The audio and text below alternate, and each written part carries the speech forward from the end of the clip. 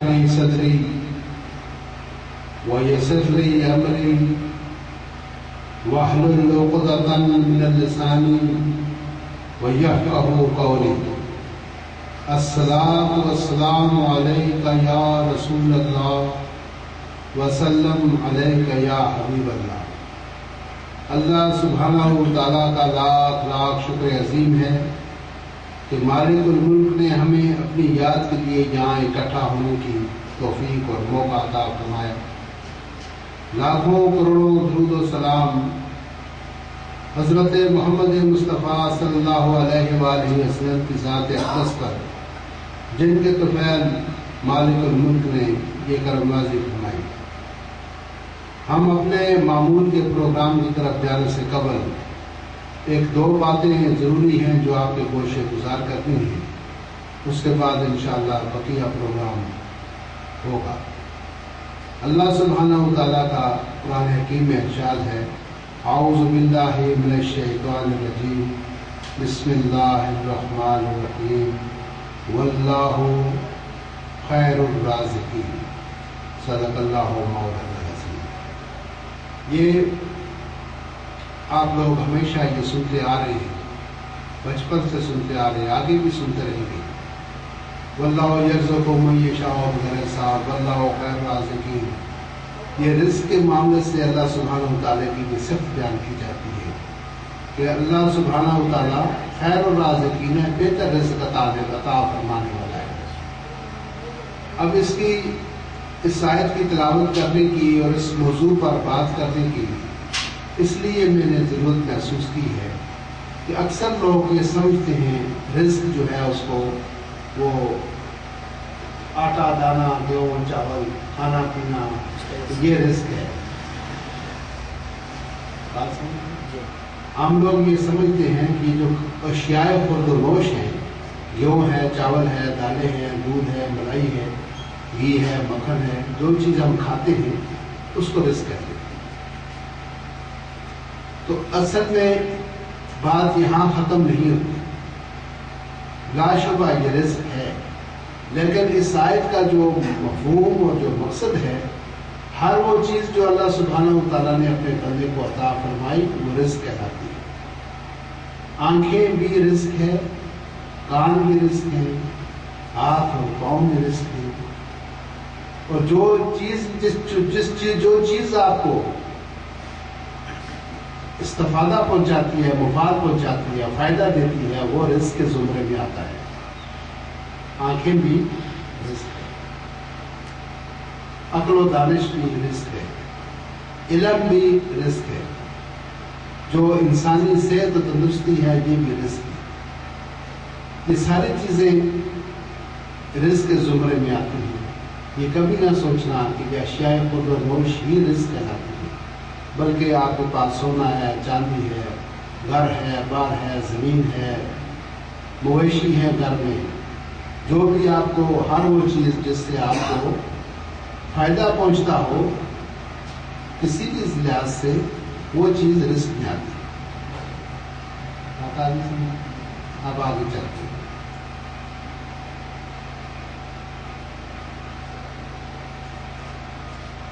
تو جو کچھ اللہ سبحانہ وتعالیٰ نے انسان کے نصیب میں لکھا ہے وہ اس کو ملتا ہے. اس نظام کائنات کو چلانے کے لیے اللہ سبحانہ وتعالیٰ نے ایک سسٹم بنایا ہے. اس نظام کائنات کو چلانے کے لیے ایک سسٹم بنایا ہے، اور ہر انسان کو اللہ سبحانہ وتعالیٰ نے اپنے اس بنائے ہوئے نظام کے اندر رکھا ہے. اگر ہم یہ چاہتے ہیں اس جہاں سے خرابی پیدا ہوتی ہے، جہاں سے مشکل پیدا ہوتی ہے کہ ہم اپنا پروگرام لے کے چلتے ہیں. جب اللہ سبحانہ وتعالیٰ نے ہمیں عقل دی، دانش دی، فہم و فراست دی، سوچنے سمجھنے کی صلاحیت دی، ہمارے اندر ضروریات بھی رکھی، تو اس کے بعد پھر کیا کرتے ہیں کہ ہم اللہ کے پروگرام کو ایک سائڈ پہ چھوڑ دیتے ہیں، اس طرف جاتے ہی نہیں. ہم اپنا پروگرام بناتے ہیں. جہاں سے مشکل پیش آتی ہے، دشواری پیش آتی ہے، پریشانی آتی ہے، وہ اس وجہ سے آتی ہے کہ ہم اپنا ایک پروگرام بنا لیتے ہیں. تو مجھے سعودی عرب جانا ہے، مجھے گاڑی خریدنی ہے، میں ٹرانسپورٹ کروں گا، میں ٹھیکیداری کروں گا، میں فلاں کام کروں گا، ہمارے دل میں ایک بات آتی ہے، ہم اس کے پیچھے پڑ جاتے ہیں، یہ نہیں دیکھتے کہ اللہ کی مرضی، اللہ کی منشا، اللہ نے ہمیں کس لیے پیدا کیا ہے، اللہ نے کیا ہوا کام ہمارے وجود سے لینا ہے، اس کی مرضی منشا کیا ہے۔ دیکھیں نا، ہم نہیں تھے، آپ سب لوگ جانتے ہیں اس طرح سے، جب آپ نہیں تھے تو دنیا کا نظام تو چلتا تھا، کارخانے بھی چلتی تھے، روڈیں ٹرانسپورٹ بھی چلتی تھی، بلڈنگ بھی بنتی تھی، پل بھی بنتے تھے، سب کام ہوتا تھا۔ جب آپ پیدا ہوئے ہیں تو آپ نے دیکھا کہ لائٹیں جل رہی ہیں، بجلیاں روشن ہیں، سڑکیں بنی ہیں، گاڑیاں اوپر ہوا دھواں ہیں، کارخانے چل رہے ہیں، ٹریکٹر چل رہے ہیں، کام دنیا کا وہ نظام چل رہا ہے، اور آپ آ کے اس نظام کے اندر آپ پیدا ہوئے، اسکول پہلے بنا ہوا تھا، آپ اس میں جا کے داخل ہو گئے، تو آپ کے پیدا ہونے سے پہلے ایک نظام چل رہا تھا، اور آپ کی موجودگی میں جو لوگ چلے گئے ہیں ان کے جانے کے بعد بھی نظام جو کا توں چل رہا ہے۔ اگر پہلے بے نظیر بھٹو تھی پاکستان کی صدر وزیر اعظم، وہ چلی گئی تو پھر بھی نظام چلتا رہا، نواز شریف آیا چلا گیا، چلتا رہا، مشرف جو تھا وہ جنرل تھا، صدر تھا پاکستان کا، وہ چلا گیا، نظام چل رہا ہے۔ تو نظام کبھی رکتا نہیں، لوگ کسی کے آنے اور جانے سے اس کائنات کو کوئی فرق پڑتا نہیں، کہ آنا جانا لگا رہتا ہے، یہ چلتا رہتا ہے۔ تو اگر یہ سب کچھ ہمارے پیدا ہونے سے پہلے بھی چل رہا تھا، ہمارے پیدا ہونے کے بعد بھی یہ نظام چل رہا ہے، ہم نہیں ہوں گے تو پھر بھی یہ نظام تو چلے گا۔ تو پھر سوال یہ پیدا ہوتا ہے کہ ہم کس لیے آئے ہیں اس دنیا میں؟ سوال ہے پھر ہم کیا لیا؟ غالب کا بڑا اچھا شعر ہے کہ کچھ نہ تھا تو خدا تھا، کچھ نہ تھا تو خدا تھا، کچھ نہ ہوتا تو خدا ہوتا، ڈبویا مجھ کو ہونے نے، نہ ہوتا تو کیا ہوتا، نہ ہوتا تو کیا ہوتا۔ آج غالب نہیں ہے تو شعر و شاعری بھی ہو رہی ہے، اور دیوان بھی بن رہے ہیں، اور نظام کائنات بھی چل رہا ہے۔ تو سوال یہ پیدا ہوتا ہے کہ ہمیں اللہ نے کس لیے پیدا کیا؟ ہمیں اللہ کی مرضی کو دیکھنا چاہیے، نہ کہ اپنی مرضی کو۔ یہاں سے ہم پریشان ہو جاتے ہیں جب ہم اپنی مرضی کو اللہ کے مقابلے میں اپنی مرضی کو لے آتے ہیں۔ اللہ کی مرضی کچھ اور ہے، ہماری مرضی کچھ اور ہے۔ اس نے ہمیں بتا دیا ہے، اپنا تعارف کرایا ہمیں، اپنی ذات کے بارے میں مختصر سا تعارف اللہ سبحانہ و تعالیٰ نے کروایا ہے ہمیں کہ میں هو اللہ الذی لا الہ الا هو الملک القدوس السلام المؤمن المہیمن العزیز الجبار المتکبر، یہ اللہ کی صفات ہے۔ هو اللہ الخالق الباری المصور له الاسماء الحسنى یسبح له ما فی السماوات والارض، کائنات کی ہر چیز اس کی تسبیح بیان کرتی ہے، یسبح تسبیح بیان کرتی ہے، کائنات کی ہر چیز جو بھی اس نے پیدا کیا اس کی تسبیح بیان کرتی ہے، حتیٰ کہ پہاڑ بھی۔ ایک جگہ قرآن حکیم میں اللہ نے فرمایا کہ جب میرا داؤد میرا ذکر کرتا ہے تو میرے پہاڑ بھی اس کے ساتھ ذکر کرتے ہیں، پہاڑ بھی ذکر کرتے ہیں۔ کائنات کا ذرہ ذرہ اللہ سبحانہ و تعالیٰ کی تسبیح میں مشغول ہے، اور انسان کو اللہ سبحانہ و تعالیٰ نے پیدا فرمایا، اس کے پیدا کرنے کا کوئی مقصد ہے۔ جب اس کو قائل کہہ دیا تمہارا رازق میں ہوں، تمہارا خالق میں ہوں، تمہارا مصور میں ہوں، محمد میں ہوں، محمد میں ہوں، عزیز میں ہوں، جبار میں ہوں، متکبر میں ہوں، سب کچھ میں ہوں، تو تمہیں فکر نہیں کرنی چاہیے رزق کے بارے میں۔ جب بچہ ماں کے پیٹ کے اندر ہوتا ہے تو اس کے ادھر ناک کے اوپر ایک نالی لگا دی جاتی ہے تو اس سے بچے کو رزق ملتا ہے، پہلے بچے کو ملتا ہے بعد میں ماں کو ملتا ہے۔ اور جب بچہ پیدا ہونے والا ہوتا ہے، پیدا ہو جاتا ہے تو اس کا رزق ماں کی چھاتی میں منتقل کر دیا جاتا ہے۔ جب بچہ پیدا ہوتا ہے تو اپنی ماں کی چھاتی سے اپنی خوراک حاصل کرتا ہے۔ جب بچہ بڑا ہو جاتا ہے، روٹی کے کھانے کے قابل ہوتا ہے تو اس کے نصیب کا رزق اس کے والد کو دے دیا جاتا ہے۔ اس لیے والد کہا ہے کہ یہ رب صغیر ہے، رب کہتے ہیں پالنے والا، وہ رب کبیر ہے، وہ سارے جہانوں کا رب ہے، وہ رب العالمین ہے۔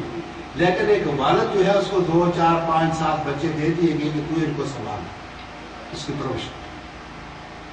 تو وہ باپ جو ہے وہ محنت کرتا ہے، مزدوری کرتا ہے، سخت سے سخت کام کرتا ہے، کیونکہ اس کے دل میں اس بچے کی محبت ہوتی ہے۔ اور وہ جو بچہ اس دنیا میں آیا وہ جو بندہ ہے جو باپ ہے اس کے جسم کا وہ خون ہے، اس کا خون بچے کا اور باپ کا خون ایک ہی ہے، ایک ہی ہے۔ وہ بچہ چونکہ اس کو خونی کشش ہے، کسی جگہ باپ جا رہا ہو تو اس کو کوئی چیز بازار میں اچھی بھی لگ جائے کہ میں کھاؤں، لیکن جب وہ ریڈی پر خریدنے کے لیے جائے گا تو اس کا ارادہ بدل جائے گا، اسے یار پوچھے گا یہ انگور کیا بھاؤ، کہے گا جی 40 روپے پاؤ ہے، تو تھوڑی دیر کے لیے سوچے گا کہتے ہیں یار آدھا کلو کر دو، تھیلی میں ڈال دو، میں گھر بچوں کے ساتھ اٹھاؤں۔ ایک بات نوٹ کر لیں، باپ دوران گفتگو کچھ خاص باتیں آتی ہیں جن کے اوپر آپ زیادہ توجہ دیں، زیادہ دھیان دیں۔ جب خاص بات آتی ہے تو میں بتاتا ہوں یہ خاص بات ہے۔ قرآن حکیم میں کہیں بھی والدین کو یہ حکم نہیں کہ تم اولاد کے ساتھ ایسا سلوک کرو۔ اس کی وجہ یہ ہے کہ اس بچے کی محبت باپ کے خون کے اندر شامل ہے، لہٰذا کہنے کی ضرورت ہی نہیں۔ بچے کو کہا گیا کہ بالوالدین احسانا، اپنے والدین کے ساتھ احسان کرو۔ اور آپ کو بڑی مختصراً بتا دوں والدین کے بارے میں کہ احسان کا مطلب یہ ہے وہ بالوالدین احسانا، اپنے والدین کے اوپر احسان کرو۔ احسان کیا چیز ہوتی ہے؟ سوال یہ ہے احسان کسے کہتے ہیں؟ ہم تو اپنی زبان میں کہتے ہیں جس کے اوپر ٹانگ چڑھا دیں، جس کو کبھی شرمندہ کرنا ہو، بھائی میں نے تم کو ایک وقت میں تمہارا باپ مر گیا تھا، میں نے ہوائی جہاز کا ٹکٹ تمہیں دیا تھا، تم روڈر پہ گھوم رہے تھے، تم کشمیر سے آئے تھے، تمہارا سر چھپانے کی جگہ نہیں تھی، میں نے تمہیں منجی دی، بستر دیا، نوکری پہ لگایا۔ جتاتے ہیں نا کہ جو ہم کسی کے اوپر مہربانی کرتے ہیں ہم اس کو جتاتے ہیں، ہم اس کو احسان کرتے ہیں کہ دوسرے کے اوپر ایک وزن، ایک دبدبہ، ایک روب اس کے اوپر ہو۔ یہ مطلب بالقطع نہیں ہے۔ مطلب یہ ہے احسان کا، بالوالدین احسانہ کا مطلب یہ ہے کہ ان کی جو ضرورت ہے وہ ان کے بن مانگے پوری کر دو، بن مانگے۔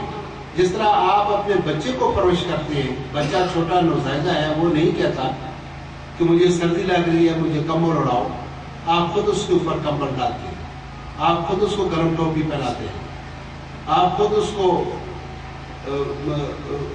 گرم جگہ پر رکھتے ہیں، جب گرمیاں ہوں تو پنکھے کے نیچے آپ خود اس کو ڈالتے ہیں۔ وہ نہیں کہتا مجھے گرمی لگ رہی ہے، وہ تو بولتا ہی نہیں۔ تو جب آپ بازار میں آپ جاتے ہیں تو آپ کو کوئی چھنچھنا یا کوئی چیز اچھی لگتی ہے تو آپ از خود خرید لیتے ہیں کہ یہ بچہ ہے کھیلے گا، یہ گڑیا چھنچھنا بھالو کوئی ٹوائز جو ہے کھیلنے کا سامان اس کے لیے آپ لے آتے ہیں، بچہ نہیں کہتا۔ تو آپ بچے کی جتنی بھی اس کے لوازمات ہیں اس کے بن مانگے آپ پوری کرتے ہیں، وہ تو بولتے ہی نہیں ہے، سمجھتے نہیں، باتیں نہیں کرتے۔ تو اس طرح سے جب آپ کے والدین ہیں، اور سبحان اللہ، ایک بات سب بچوں یہ دھیان سے سننا کہ جس وقت آپ کے والدین جوان تھے، محنت کش تھے، پہاڑ توڑتے تھے، جنگل سے لکڑیاں کاٹتے تھے، بڑا 2 من بوجھ سر پہ اٹھا لیتے تھے، جوان تھے، زوراور تھے، اس وقت آپ جھولے میں پڑے ہوئے تھے، جھولے میں پالنے میں آپ کسی قابل نہیں تھے، آپ معصوم تھے، مظلوم تھے، بے بس تھے، لاچار تھے، بات بھی نہیں کر سکتے، آپ کو کہیں درد ہو تو بتا نہیں سکتے مجھے بات کا درد ہو۔ اس وقت آپ کے والدین نے آپ کو پالا، اس باپ نے پہاڑوں سے ٹکر لی، ریگستانوں میں رلا، سعودیہ میں گیا، دبئی میں گیا، آسٹریلیا میں گیا، لندن، امریکہ، آپ کی خاطر اس نے اپنا ملک چھوڑ دیا، اپنا وطن چھوڑ دیا، اپنی ہر کچھ آپ کے لیے اسے قربان کر، اپنی ضروریات کو بالائے طاق رکھ دیا اور اپنے آپ کی ضرورت پوری کی۔ خدا کو آپ نے دیکھ لیا ایسے والدین جنہوں جو دوائی نہیں لیتے، کہتے ہیں یار میرے بچے کی کتاب ہو جائے، اس کی فیس ہو جائے، مجھے اللہ ٹھیک کر دے گا، میں رات کو پیراڈول لے لوں گا، وہ دوائی نہیں لیتے، ڈاکٹر کے پاس نہیں جاتے۔ اچھا اس بندے کی خود ضرورت ہے کہ میں اچھے کپڑے پہنوں، کہتا ہے کوئی نہیں یار میرے بچے کی یونیفارم نہیں ہے، بچہ پہن لے، بس میں نے پہنی پہن، اس کو وہ شرٹ پہنا کو خوش محسوس کرتا ہے، کہتا ہے بچے نے پہن لی، میں نے پہن لی۔ اب بات سمجھ آ بات اتنی سمجھ آگے سمجھ۔ تو جس وقت وہ بچہ جوان ہوتا ہے، اللہ کا نظام کے باپ بوڑھا ہو جاتا ہے، وہ باپ کسی قابل نہیں رہتا، اس کی آنکھوں کی بینائی چلی جاتی ہے، کمزور ہو جاتی ہے، سماعت کمزور ہے، آنکھ ٹوٹ جاتی ہے، اور اس کو गुर्दे की, हार्ट की, जिगर की, पित्ते की, कोई ना कोई उसको बीमारी, शुगर, कुछ ना कुछ उसको हो जाती है, यादाश्त उससे चली जाती है, बाल उसके काले से सफेद हो जाते हैं, कोई चीज उठाता है उसके हाथ कांपते हैं, उठा नहीं सकता, चलता है लड़खड़ाता है, बैठा हो तो उठ नहीं सकता, कभी कमर में दर्द है, कभी घुटने में दर्द है। अब इसकी वो कैफियत हो गई है जो आपकी थी। अब आप जवान हैं, बाप बेबस है, मजलूम है, बूढ़ा है, और जब बाप जवान था उस वक्त आप मजलूम थे। उस वक्त बाप ने अपना फर्ज अदा किया, बाप अपना फर्ज अदा कर, बात आगे समझ। इसलिए कहा गया कि बिलवालिदैन एहसान, अपने वालिदैन के ऊपर एहसान किया करो कि उनके बिन मांगे उनको दे दिया करो। आपको पता है ये सर्दी है, आप खुद बाजार से गर्म टोपी ले बोले बाबा जी ये आप टोपी ओढ़ा करें, अपने कानों पर भी कर लें, आप सुबह मस्जिद जाते हैं, सर्दी होती है, ये टोपी गर्म ओढ़ा करें, रात को भी ओढ़ के सोया करें। उनके लिए ब्लैंकेट लेके आए, चप्पल लेके आए, वॉस्कट लेके आए, कोट लेके आए, स्वेटर लेके आए, उनकी जरूरियात पूरी करें। गर्मियों का मौसम हो, उनको ठंडे कपड़े लेके दें, पंखा लगा के दें। और जिस तरह आप अपने बच्चे के लिए कुछ लेके आते थे, जब बाजार से गुजरे तो अपने बूढ़े बाप के लिए, बाबा जी आपके दांत नहीं है, ये मैं डबरोटी लाया हूँ, कि आप दूध में भिगो के खाया करें, है बात समझ आ रही है आपको? तो जिस तरह से आपकी परवरिश आपके वालिदैन ने की, आप बच्चे थे वो जवान थे, आज आप जवान हैं वो बूढ़े, आजिज हैं, मस्कीन हैं, अब उनको आपकी जरूरत। तो जो मैं बात वो कर रहा था कि अल्लाह सुब्हानहू व तआला ने हर चीज इंसान की जरूरियात की उसको मुहैया की है, और ये जो हमारी हर चीज, हमारा जो आंखें हैं, कान है, दिल है, दिमाग है, हाथ है, पाँव है, जमीन है, जायदाद है, ये सब रिस्क के जुमरे में आता है, इसको रिस्क कहा जाता है। और जिस हालत में अल्लाह चाहता है उस बंदे को रखता है। इंसान कितनी कोशिश करता है, खुद जाती तौर पर कितनी ही जदोजहद कर ले, लेकिन वो अपने टारगेट को बंद नहीं कर सकता, क्योंकि उसमें अल्लाह की मर्जी शामिल है। लिहाजा एक बात नोट करने पहले आपने एक चीज नोट की, या दूसरी नोट करें कि खुश नसीब इंसान वो है जो अपने नसीब पर खुश है। खुश नसीब याद रहेगा, खुश नसीब वो है जो अपने नसीब पर खुश है। हर बाप की यह ख्वाहिश होती है कि मेरा बेटा जनरल हो, कर्नल हो, डॉक्टर हो, इंजीनियर हो, पायलट हो। तो क्या सब बन जाते हैं? बनते नहीं। अगर सब बन ही जाए, पायलट ही बन जाए, डॉक्टर बन जाए, इंजीनियर जाए, जनरल कर्नल बन जाए, तो ये आपके पुल कौन बनाएगा? ये आपकी जिम्मेदारी जो रात को 2 बजे उठकर किसान पानी लगाता है अपनी फसल को, उसकी कटाई करता है, जिसको फिर इंसान भी खाते हैं, हैवान भी खाते हैं, इंसान भी खाते हैं, हैवान भी खाते हैं। अगर वो जिम्मेदारा ना करे, खेतों में ट्रैक्टर न चलाए, खाद ना डाले, पानी ना डाले, उसकी फसल की तरफ तो जो ना दे, फसल ना उगाए, क्यों मैं तो भाई जनरल हूँ, मैं क्यों फसल उगाऊँ, मेरा काम तो ये नहीं। फिर आप क्या खाएंगे और ये हैवानात क्या खाएंगे? तो निज़ाम कायनात को चलाने के लिए अल्लाह सुब्हानहू व तआला ने अपने बंदों को मुख्तलिफ शोबों में, मुख्तलिफ कैटेगरीज में तकसीम कर दी। कोई कारपेंटर है, आप बड़ा खूबसूरत मकान बनाते हैं, बड़ा खर्चा करते हैं, लेकिन जब तक उसके अंदर दरवाजा नहीं आता, आपके गैर महफूज, आपकी हर चीज गैर महफूज। कारपेंटर अपनी जगह कितना आम है। अगर एक हजाम है, बार्बर है, तो अगर आप जाम मूछे या आपके मुंह पड़ जाएंगे, बाल लटक जाएंगे, चंगा परा इंसान हैवान नजर आने लगेगा। और उसको सदर जरदारी को भी जरूरत है कि वो अपने बाल कटवाए, उसको भी किसी नाई की जरूरत है, राजा परवेज अशरफ को भी जरूरत है, डॉक्टर कदीर खान बहुत बड़ा साइंटिस्ट है, उसको भी जरूरत है कि नाई हो जो मेरे बाल बनाए, मेरे शेव बनाए, मेरे बाल का जरूरत है। मोची की हमें जरूरत है, हमारा जूता बनाए या पाँव पहने, टेलर की हमें जरूरत है, हमारा लिबास बनाए। और कौन सा शख्स है जो लिबास नहीं पहनता? खातिन भी पहनती है, बच्चे भी, बूढ़े भी, हर आदमी पहनते हैं, लिहाजा दर्जी की जरूरत है। अब आप एक जो जिसको हम बहुत कम तर समझते हैं, जो हमारे गटरों की सफाई करते हैं, अगर वो एक दिन ना आए तो पूरी आबादी तबाह बर्बाद है, ताफत फैल जाए, ऐसा पालना हो जाए, उसकी बड़ी इंपॉर्टेंट। कोई कब्रिस्तान में हम लोग कब्र खोदने के लिए तैयार नहीं है, गोरकोन वहाँ मौजूद है, अगर वो गोरकोन ना हो तो हमारे मैयत को दफना है। तो मतलब ये कि अल्लाह सुब्हानहू व तआला ने हर शख्स की अलग अलग उसकी कैटेगरी बनाकर उसकी ड्यूटी लगा दी, उसको ऊपर सौंप दी। अब आए आगे, थोड़ा सा आगे चलते। याद रखो, ये बड़ी आम बातें मैं आपसे कर रहा हूँ, کیونکہ یہ آپ لوگوں کی پریشانی کا حل بتا رہا ہوں میں. آپ سب لوگ پریشان رہتے ہیں کیونکہ جو آپ چاہتے ہیں وہ ہوتا نہیں. یہ جو ٹینشن ہوتی ہے یہ کس سے ہوتی ہے؟ ٹینشن کس سے ہوتی ہے؟ ٹینشن کا سبب ہی یہی ہے کہ جو چاہا وہ نہ ملا اور جو ملا وہ نہ چاہا. جو آپ چاہتے تھے وہ تو آپ کو ملا نہیں اور جو نہیں چاہتے تھے وہ مل گیا. جو آپ نہیں چاہتے تھے وہ مل گیا. جو سن رہے ہیں بولے نا, جو نہیں چاہتے تھے وہ مل گیا اور جسے چاہتے تھے وہ نہیں ملا. اس سے ہوتی ہے ٹینشن. اس لیے ٹینشن کا سبب یہ بات سمجھ. تو اب جو کچھ اللہ سبحانہ و تعالیٰ نے آپ کو دے دیا ہے آپ اسی میں اپنا نام پیدا کریں. بات سمجھ. تو جو کچھ آپ کو مل گیا اور اسی کے اندر اسی کو اپنی دیانتداری سے, ایمانداری سے اور شوق سے اور محبت سے اس کام کو کریں. اسی میں اپنا نام کمائیں گے, اسی میں آپ کا درجہ بلند ہوگا, اسی میں آپ کو ہر چیز آپ کی جو تمنا ہے اسی اندر پوری ہو گئی. جو مل گیا آپ کو تقدیر نے دے دیا, کام آپ کو دیا گیا یہ آپ کام کریں اور آپ کا دل نہیں چاہ رہا لیکن آپ کو کرنا ہے. تو جب آپ بددلی سے اس کو کریں گے آپ کو ٹینشن ہوگی, آپ کا بلڈ پریشر ریز ہوگا, آپ غصے میں آ جائیں گے, آپ اس کام کو بگاڑ دیں گے اور آپ کی جسم کی بھی وہ ٹکڑے ٹکڑے ہو جائیں گے. اندر سے گردے خراب ہو جائیں گے, دل خراب ہو جائے گا, بلڈ سرکولیشن متاثر ہوتی ہے نا. جب بلڈ سرکولیشن متاثر ہوئی تو ہارٹ متاثر ہوا, ہارٹ متاثر ہوا تو کڈنی متاثر ہوگی. اس کا مطلب آپ کا پورے کا پورا جو اندر باڈی ہے وہ ساری زلزلے میں آ گئی ہے, خراب ہو گئی. تو جب آپ کو وہ کام کرنا ہی پڑ گیا تو اس کو خوشی سے کریں. کرنا ہی ہے تو پھر اس کو شوق سے کریں, خوشی سے کریں. کرنا جو پڑ گیا وہ خوشی سے کریں. بات سمجھ گئے آپ؟ تو کرنا ہے خوشی سے کریں,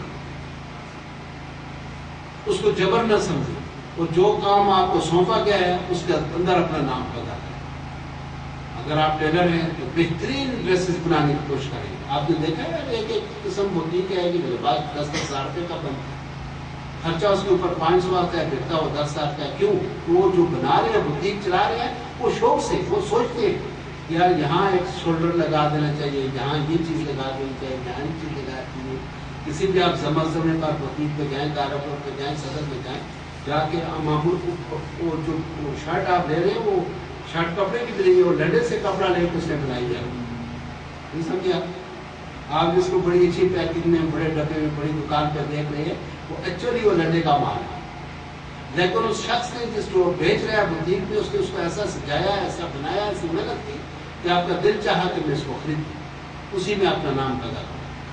جو بھی آپ کو آپ کے پاس ہنر ہے اس ہنر میں اپنا نام پیدا کریں. اس میں کیسے نام پیدا ہوگا کہ آپ اس کو شوق سے کریں, محبت سے کریں اور اسی میں آپ اپنا نام کمائیں گے. اور کسی میں نام نہیں کما سکتے. جو آپ کو دیا گیا اسی میں نام کمائیں گے. بات سمجھ. اور یہ سمجھ کے کہ اللہ کی مخلوق کے لیے, یہ اللہ کی مخلوق کی خدمت ہے. جو بھی ہم کرتے ہیں حقیقت میں اس کو دیکھا جائے تو آپ کی اپنی ذات کے لیے نہیں ہے, وہ ہے اللہ کی مخلوق کی خدمت. مثلا ایک ٹیکسی ڈرائیور ہے, آپ دیکھتے ہیں یار بڑی کمائی کرتا ہے, 200-400 روپیہ روز کماتا ہے, لیکن اس کی خدمات آپ دیکھیں کہ بظاہر تو وہ اپنے پیٹ کے لیے کر رہے ہیں, لیکن حقیقت میں جب جائیں گے دیکھیں گے تو اللہ کی مخلوق کی خدمت کرتا ہے. کسی کو جنازے میں پہنچا رہے ہیں, کسی بیمار کو اسپتال پہنچا رہے ہیں, یہ بات ہوتی ہے. کسی کو اسٹیشن پہ پہنچا رہے ہیں, کسی کو ایئرپورٹ پہنچا رہے ہیں, کسی کو شادی میں پہنچا رہے ہیں. آپ 4 آدمی آرام سے بیٹھے ہوئے, وہ رسک میں ٹینشن ہو کے بیٹھے ہیں, اس کا ہاتھ بھی کام کر رہے ہیں, پاؤں بھی کام کر رہے ہیں, آنکھیں بھی کام کر رہے ہیں, کان بھی کام کر رہے ہیں. وہ بلی کو بھی بچاتا ہے, وہ کتے کو بھی بچاتا ہے, انسان کو بچاتا ہے, کھڈے کو بچاتا ہے, گاڑی کو بچاتا ہے, آپ کو بچاتا ہے. تو اتنی ذمہ داری کے ساتھ وہ آپ کو لے کے جا رہا ہے. 100-200 روپئے نہیں, 10 حقیقت اگر وہ ٹیکسی والا نہ ہو تو آپ پہنچ سکتے ہیں, راستے میں دم توڑ کے اسپتال نہ پہنچ سکتے. بات سمجھ. اگر وہ آپ کو نہ لے کے جائے تو آپ کا 10 ہزار کا ٹکٹ اسلام آباد کا بیکار ہو گیا, آپ کو فلائٹ ہی چھوٹ جائے اگر ٹیکسی لینا ہے. تو ہر جس کو بھی دیکھیں گے حقیقت وہ اللہ کی مخلوق کی خدمت کرتا ہے. ایک ہوٹل والا ہے, آپ کو یار بڑا چل رہا ہے, بڑا امیر ہو گیا, لیکن نہیں, وہ بھی آپ کی خدمت کے لیے. آپ آتے ہیں دفتر سے آتے ہیں, کھانا پکا ہوا ہے, جو آپ دل چاہتا ہے وہ آ کے بتاتا ہے کہ فرانس ڈشیں بنی ہیں، تو جو آپ کے دل کو اچھی لگتی ہے آپ کہتے ہیں لے آؤ، منہ سے روز ساڑیا، محنت اس کی تھی، پسینہ اس کا نکلا، تجھے آرام نہ کام ہوتی چلیں گے. تو مطلب کیا ہوا کہ وہ خدمت کر رہے ہیں آپ کے لیے. آپ آفس میں بیٹھے ہوئے ہیں ٹریڈیشن میں، اور تندور پہ بیٹھ کے آپ کی روٹیاں لگا رہے ہیں، ہوئی نا خدمت. تو جس قسم کو بھی دیکھیں گے وہ حقیقت میں وہ اللہ کی مخلوق کی خدمت ہو رہی ہے. لہٰذا آپ کو جو کام بھی دیا جائے، جو ہنر بھی آپ کے پاس ہے، اس ہنر سے اللہ کی مخلوق کی خدمت کریں. رازق وہ خود ہے، وہ اللہ سبحانہ و تعالیٰ فرماتا ہے قرآن میں کہ میں تمہاری محنتوں کی قدر کرتا ہوں. جب تم محنت کرو گے تو قدر تمہارا رب کرے گا، اور تمہیں اس میں نام بھی تمہارا ہوگا. نام ہے نا، بڑے بڑے نام ہیں، کام بڑے معمولی ہے. آپ سب جانتے ہیں، اس شہر میں رہتے ہیں. اسٹوڈنٹ بریانی کو کون نہیں جانتا؟ جانتے ہیں؟ کیا ریسٹورینٹ جانتے ہیں؟ آپ جانتے ہیں؟ تو شادیوں میں، بیاہوں میں کراچی کی سب سے مشہور ترین بریانی اسٹوڈنٹ بریانی ہے، لائن جیتی ہے. اس کو فرصت ہی نہیں ملتی، ہزاروں گاڑیاں وہاں ٹوٹتی ہیں. سب کراچی حلیم کیا چیز ہے، لیکن کراچی حلیم مشہور ہے. چودھری فرزانہ علی کلفی بڑی مشہور ہے. چھوٹے چھوٹے کام ہیں لیکن ان کے نام ہیں، انہوں نے ان کاموں کا نام کمایا. اب ٹیلر ہیں تو ان کے جن کے پاس یہ ٹی وی فنکار اور وزراء اور M P M L A آ کے جیسے اپنے ڈریسز بنواتے ہیں، یہ کارگوڈ پر ان کا نام ہے، ٹی جیز وغیرہ کا نام ہے تو درزی. اور کیا کرتے ہیں وہ کپڑے ہی سلتے ہیں، لیکن اس درزی خانے میں انہوں نے اپنا نام بنایا.